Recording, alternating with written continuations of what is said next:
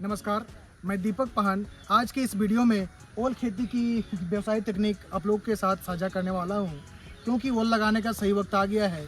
इन्हें कई नामों से जाना जाता है, जैसे कि एलिफेंट फुटियम, सूरन, जिमीकंद, बालूकंद, कंद, चीनी, रसधाना इत्यादि। इसे हम लोग सब्जी के रूप में खाते हैं। यह एक कंद वर्गीय सब्जी है। जिमीकंद की खेती करने के लिए इस खेत की अच्छी से जुताई किया जा रहा है। जब अच्छे से जुताई हो गया उसके बाद इस खेत में पट्टा चलाकर समतल भी कर दिया जा रहा है। इस खेती के लिए बलुई दोमट मिट्टी सबसे उपयुक्त मानी जाती है, जिसमें जल निकासी अच्छी होनी भी चाहिए एवं मिट्टी का पीएच मान 5.5 से 7 के बीच होनी चाहिए।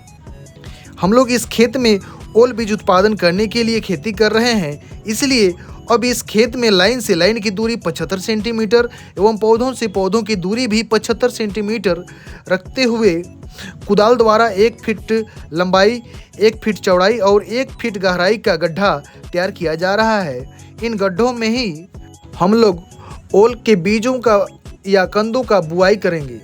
अगर आप लोग सब्जी खाने के लिए एवं बेचने के लिए खेती कर रहे हैं तो 1 मीटर बाय 1 मीटर की दूरी में बुआई कर सकते हैं, जिसमें यह ओल बड़े साइज के तैयार होते हैं। अब पूरे खेत में गड्ढा बनकर तैयार हो गया है। अच्छे से सड़कर तैयार गोबर खाद को बाल्टी में भरकर उस खेत में ले जाया जा रहा है एवं एक बड़ा बाल्टी का खाद को आधा आधा करके 2 गड्ढों में डाल दिया जा रहा है। साथ ही लकड़ी के राख को भी ऊपर से डाल दिए हैं।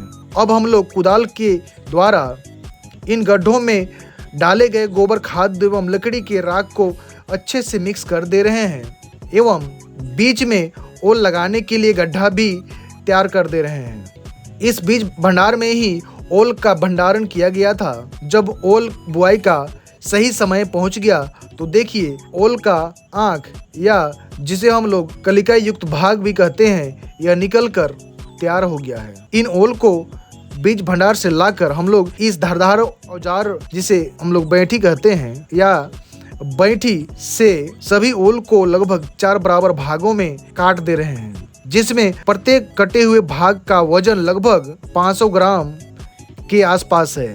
काटते समय यह ध्यान दिया जा रहा है कि ओल का आँख कलिका युक्त भाग कटे हुए ओल के सभी टुकड़ों में होना चाहिए। 500 ग्राम ओल के कंदों या बीजों को हम लोग बुआई कर रहे हैं तो हमारे 1 हेक्टेयर जमीन में 70 से 80 क्विंटल ओल का बीज लगता है।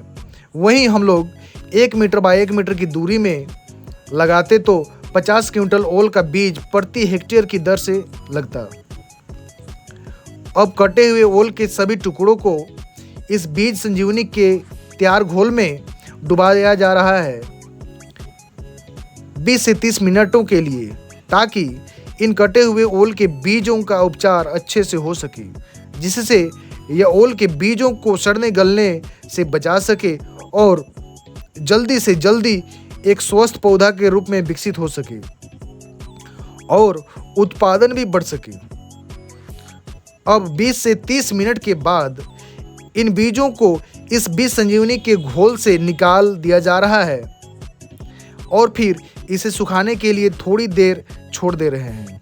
इन ओल के उपचारित बीजों को अब इस तैयार गड्ढों में एक एक करके रख दे रहे हैं। इन बीजों के आँख या कलिका युक्त भाग को ऊपर आसमान की तरफ सीधे खड़ा कर दिया जा रहा है, ताकि यह जल्द से जल्द जमीन से बाहर आ सके। अब ऊपर से हम लोग मिट्टी डाल दे रहे हैं और पिरामिड के आकार में जमीन से 15 सेंटीमीटर ऊंचा कर दे रहे हैं। जब पूरे खेत में बीज बुआई हो गया तब हम लोग इस खेत में रेज बेड लंबा लंबा बना दे रहे हैं, ताकि पानी किसी भी हाल में इस खेत में जमा ना हो सके। डाउन साइड में नाली को हल्का ऊपर की तरफ से नीचे किया जा रहा है, ताकि खेत का सारा पानी खेत से बाहर आसानी से निकल सके। अब इस बुआई किया हुआ ओल खेत में अन्य फसलों के जैसे ही पुआल और पत्तों का मल्चिंग कर दे रहे हैं ताकि सूरज का प्रकाश सीधे जमीन में जा ना सके, जिससे हमारे खेत में नमी बना रहता है, छाया बना रहता है, सूक्ष्म जीवाणुओं का एक्टिविटी बढ़ जाता है इत्यादि। बीज बुआई के लगभग 20 से 30 दिनों के बाद ओल के पौधे उगकर जमीन से बाहर निकल आए हैं। इस खेत में 50 से 60 दिनों एवं 80 से 90 दिनों में घास का सफाई किया जाता है एवं फिर से खाद देकर मिट्टी भी चढ़ा दिया जाता है। बीज बुआई के 7 से 8 माह के बाद जब पत्तियां पीले पड़ रहे हैं एवं सूख भी रहे हैं तब फसल खुदाई हेतु तैयार हो जाती है। लेकिन यदि हम लोग सब्जी खाने के लिए एवं बेचने के लिए इसे लगाए हुए हैं तो 110 दिनों में ही जो भी बीज का साइज हम लोग लगाते हैं उससे 8 से 10 गुना तक यह बढ़ जाता है। ओल का औसत उपज 40 से 50 टन प्रति हेक्टेयर होता है। यदि ये वीडियो आप लोग को अच्छा लगा और अभी तक आप लोगों ने मेरे चैनल को सब्सक्राइब नहीं किया है या फिर आप लोग पहली बार विजिट कर रहे हैं तो कृपया करके इस चैनल को भी सब्सक्राइब कर दीजिए ताकि आने वाले दिन में आप लोगों को नई नई वीडियो समय समय पर मिलते रहे। और अपने दोस्तों को भी शेयर कर दीजिए ताकि उन्हें भी यह जानकारी मिल सके। और फ्यूचर में आप लोगों को इससे संबंधित या फिर अन्य किसी फसल से संबंधित वीडियो चाहिए तो कमेंट कीजिए ताकि मैं उस टॉपिक पे वीडियो बना सकूं और आप लोगों के साथ शेयर कर सकूं। धन्यवाद।